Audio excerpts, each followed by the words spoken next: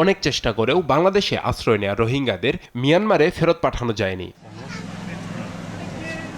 রোহিঙ্গাদের তৃতীয় দেশে পুনর্বাসনের উদ্যোগ নেয় জাতিসংঘ। ইউএনএইচসিআর এর মধ্যস্থতায় ২০১৭ সাল থেকে এখন পর্যন্ত ১০টি দেশে পুনর্বাসন করা হয় ৪,৬২৩ জন রোহিঙ্গাকে, যার মধ্যে সবচেয়ে বেশি পাঠানো হয়েছে যুক্তরাষ্ট্র ও কানাডায়। নাগরিকত্বের অধিকার এবং মানবিক মর্যাদা থেকে বঞ্চিত এসব মানুষকে তৃতীয় দেশে পুনর্বাসন নিরাপদ সমাধান হলেও এই প্রক্রিয়া বন্ধের দাবি তুলেছে উখিয়া টেকনাফের ক্যাম্পে থাকা রোহিঙ্গারা। তারা বলছেন, যাদের নিয়ে যাওয়া হচ্ছে তাদের অধিকাংশই শিক্ষিত।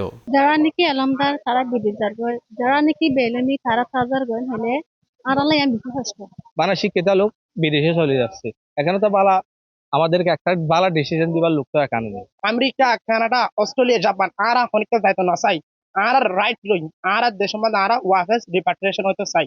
মূলত নিজ দেশে ফিরে যাওয়ার সম্ভাবনা নেই এবং যেখানে আশ্রয় আছে সেখানে থাকা সম্ভব নয় এমন শরণার্থীদের তৃতীয় দেশে পুনর্বাসন করে ইউএনএইচসিআর। শরণার্থী কমিশনও বলছে এই প্রক্রিয়ায় বাধাগ্রস্ত হচ্ছে প্রত্যাবাসন। আমরা আমাদের দেশে ব্যাক করব, আমরা মিয়ানমারে ব্যাক করব, এটা নিঃসন্দেহে রিসেটেলমেন্ট প্রক্রিয়া কিছুটা ব্যাঘাত ঘটাচ্ছে। এখানে যারা মোটামুটি এলিজিবল, যারা একটু ইংরেজি বলতে পারে, যারা শিক্ষিত, তাদের প্রত্যেকের মাথায় এটি ঢুকেছে যে আমি রিসেটেল হব আমেরিকা, ইউরোপ। ইউএনএইচসিআর এর তথ্য মতে গেল ১২ থেকে ১৮ মে পর্যন্ত ৮২ জন রোহিঙ্গা স্বেচ্ছায় ফিরে গেছেন মিয়ানমারে। নিউজ ডেস্ক, দেশ টিভি।